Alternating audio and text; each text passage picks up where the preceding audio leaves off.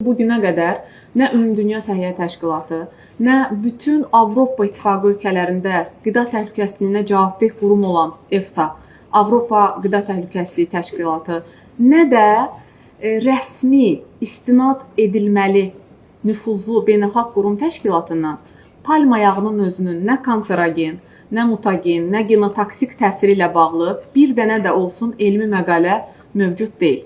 Bu məsələ elmi müstəvidə çox aydın tənzimlənir və ən birincisi, əgər belə bir elmi sübut olsaydı bugünə qədər, elə ən birinci beynəlxalq qida qanunvericiliyində bu öz əksini tapardı. Hansı ki, digər bitki yağları ilə bağlı bildiyiniz kimi müəyyən məhdudiyyətlər mövcuddur. Palma yağında nə təhlükə ola bilər?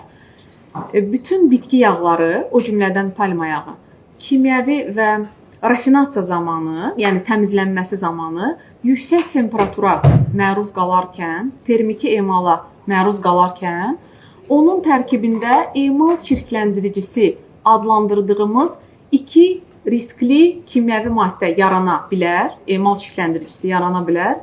Elə məhz dövlət nəzarəti də bundan ötəridir ki, həmin məhsulların emalı zamanı məhsulun təhlükəsizlik və keyfiyyət göstəricilərinə cavab verməsi təmin edilsin.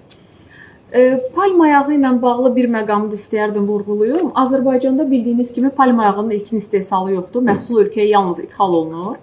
Bu nəzarəti daha da asanlaşdırılır. Çünki ölkəyə dövrəyə buraxılmazdan əvvəl bayaq sadaladığım 3 monoxlor propanediol, bunun adını da deyim icazənizlə, glisidil esterləri və 2 monoxlor propanediol adlı kimyəvi maddələrdir.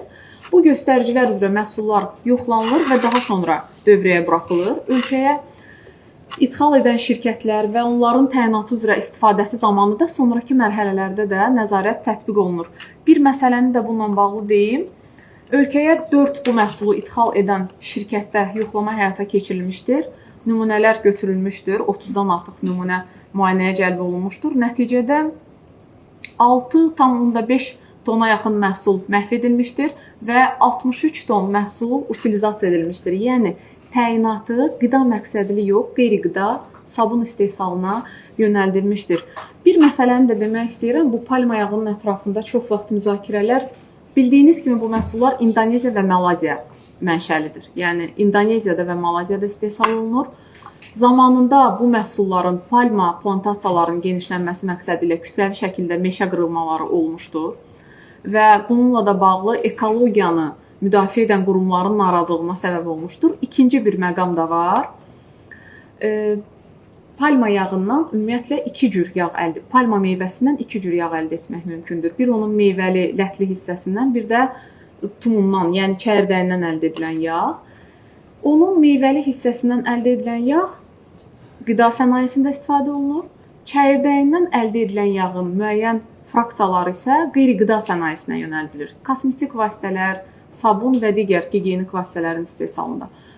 Narazılıqlar və narahatlıqların bir hissəsi də beynəlxalq arenada bununla bağlı ola bilər ki, həmin qeyri-qida üçün nəzərdə tutulmuş fraksiyaların qida məhsullarının tərkibində istehlakçının süfrəsinə gəlib çıxmasının qarşısı alınsın.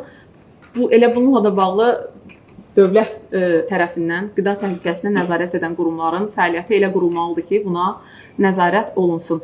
Məlumat üçün deyim ki, dünyada heç bir ölkə palma yağını qadağan etməmişdir. Belə bir məlumat yoxdur. Agentliyin ekspertləri bu məsələni istər yerli, istər xarici ekspertlərlə hər zaman, hər müstəvidə müzakirə etməyə hazırdır. Bəlkə hansısa qaranlıq məqamlar və ya suallar qaldısa, dünyada istehsal olunan palma yağlarının 70% sırf qida sənayesinə gedir.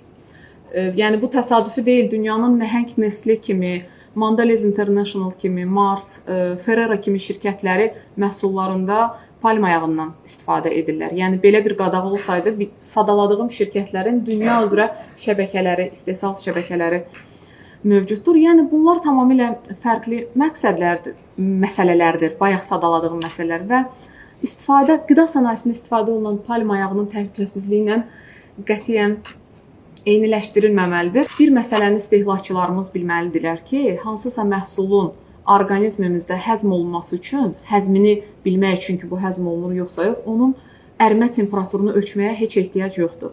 Məhsulun həzmi insan orqanizmində həzm fermentlərinin və öt turşularının təsirindən baş verir.